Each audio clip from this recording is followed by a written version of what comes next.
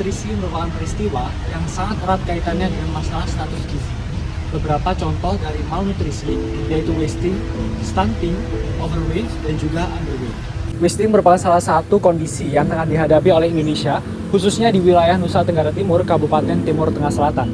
Berdasarkan survei yang dilakukan oleh Survei Status Gizi Indonesia (SSGI) tahun 2022 menyatakan bahwa prevalensi wasting di Nusa Tenggara Timur masih berada di atas 10%, yang mana angka ini masih di atas target nasional, yaitu 7,7%.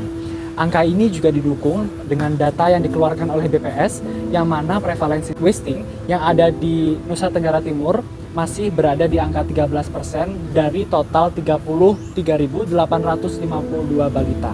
Upaya yang dapat dilakukan untuk mengatasi ataupun berkontribusi dalam menekan angka wasting di Nusa Tenggara Timur yaitu dengan memberikan makanan tambahan sebagai upaya untuk meningkatkan asupan nutrisi pada balita.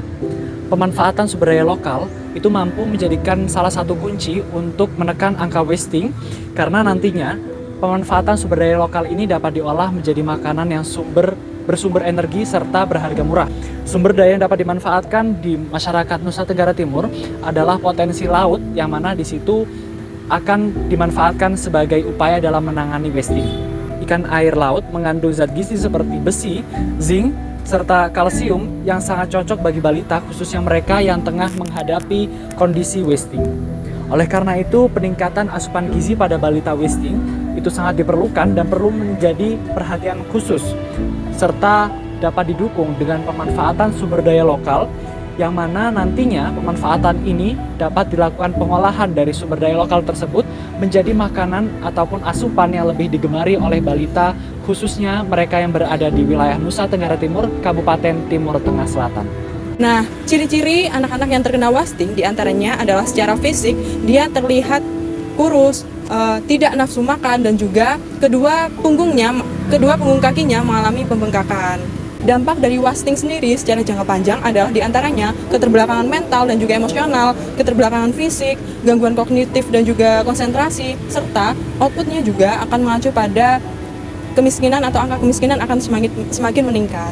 Kabupaten Timur Tengah Selatan terletak di bagian selatan Pulau Timur, Provinsi Nusa Tenggara Timur, di mana kabupaten ini memiliki luas yakni 3.955,36 km persegi atau 394.700 hektar, di mana kabupaten ini terdiri atas 32 kecamatan, 12 kelurahan, dan 266 desa, yang mana sektor hasil pertanian yang paling utama dari Kabupaten Timur Tengah Selatan ini terdiri atas jagung, yakni sebesar 305.306 ton, kemudian petsai dengan 30.000 ton produksi, kemudian dari sektor perkebunan ada pinang dengan produksi sebesar 1.464 ton, serta dari sektor perikanan terdapat ikan air tawar dengan produksi 564,2 ton. Kemudian wilayah dengan luas 394.700 hektar ini memiliki jumlah penduduk dengan besaran 475.346 jiwa, di mana 0,13 penduduk atau 4.436 penduduk kategori balita menderita wasting. Timur Tengah Selatan bertumpu pada 5 sektor perekonomian. Yang pertama, sektor pertanian. TTS menjadi komoditas utama padi, jagung, ubi kayu, dan lainnya. Pada sektor peternakan, TTS juga memiliki potensi yang besar pada sapi potong, sapi curah, kambing, dan ayam. Pada sektor perkebunan, TTS juga terkenal sebagai pemasok coklat, kelapa, dan juga kopi. Dan juga ada sektor perikanan yang memiliki potensi yang sangat besar pada belakangan ini, terutama pada budidaya ikan laut, ikan tawar, ikan tangkap, dan juga di perairan umum. Di tahun 2023, perikanan mencapai 1.230 ton. Nah, potensi yang sangat besar ini juga sangat bermanfaat bagi masyarakat TTS, khususnya untuk konsumsi protein hewani masyarakat sekitar ataupun menjadi sumber perekonomian mereka. Dengan adanya kekayaan sumber daya alam yang sudah dijelaskan tadi, kelompok kami melakukan perencanaan program pencegahan wasting dengan nama program Cawan atau Cegah Wasting dengan Olahan Ikan. Program ini kami buat dengan melakukan analisis dari manfaat dari berbagai aspek seperti aspek kesehatan, aspek fisik, kemudian juga aspek dari ekonomi setempat. Program Cawan ini kami bagi menjadi 3 subprogram utama untuk melakukan perencanaan program di sana selama estimasi waktu 6 bulan. Program yang pertama yang kita adakan adalah sosialisasi dengan warga Timur Tengah Selatan. Sosialisasi kita lakukan dengan metode ceramah dan juga interaksi tanya jawab bersama warga. Nah, di sosialisasi ini kami bekerja sama dengan kader-kader setempat, pekerja puskesmas atau tenaga kesehatan puskesmas, dan juga kepala daerah. Dan di sini kami menjelaskan mengenai apa itu wasting, kemudian sumber daya alam yang bisa dimanfaatkan di daerah ini, dan juga bagaimana melakukan pencegahan dengan memanfaatkan sumber daya alam yang ada. Nah, di sini juga tujuan dari sosialisasi ini adalah melakukan bonding terhadap warga sekitar, dikarenakan program tidak lancar atau tidak akan berjalan dengan baik tanpa adanya rasa kepercayaan yang dibangun di awal. Dan subprogram yang kedua adalah pinggan, pengolahan nugget ikan dan gerakan kewirausahaan. Nah, di sini gerakan ini berisi 2 kali pertemuan, di mana 1 kali pertemuannya itu terjadi 2 minggu sekali. Pertemuan pertama kami mengadakan seminar atau workshop mengenai kewirausahaan, di mana nanti kami akan bekerja sama dengan seseorang yang sudah expert di bidang kewirausahaan, bisa berasal dari kader setempat ataupun orang dari luar. Setelah melakukan workshop dari kewirausahaan ini, dilanjutkan dengan demo memasak pengolahan ikan menjadi nugget yang bergizi dan enak.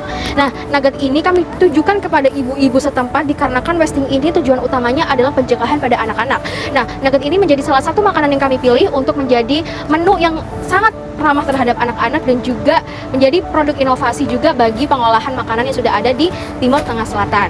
Dan pertemuan yang terakhir dari Cawan Pinggan ini adalah berisi mengenai mengadakan bazar dari hasil pengolahan nugget ikan yang sudah dilakukan di minggu yang pertama. Baik, selanjutnya ada program timbangan yang dimana merupakan tinjauan massa badan dan angka tinggi pada anak.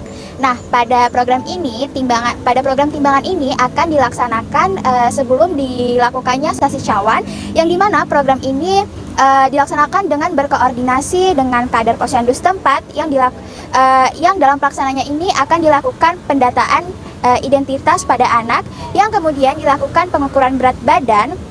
Kemudian setelah itu dilakukan plotting hasil untuk mengetahui status gizi pada anak yang sudah ditimbang, untuk mengetahui bahwa gizi anak itu sudah mencukupi atau belum.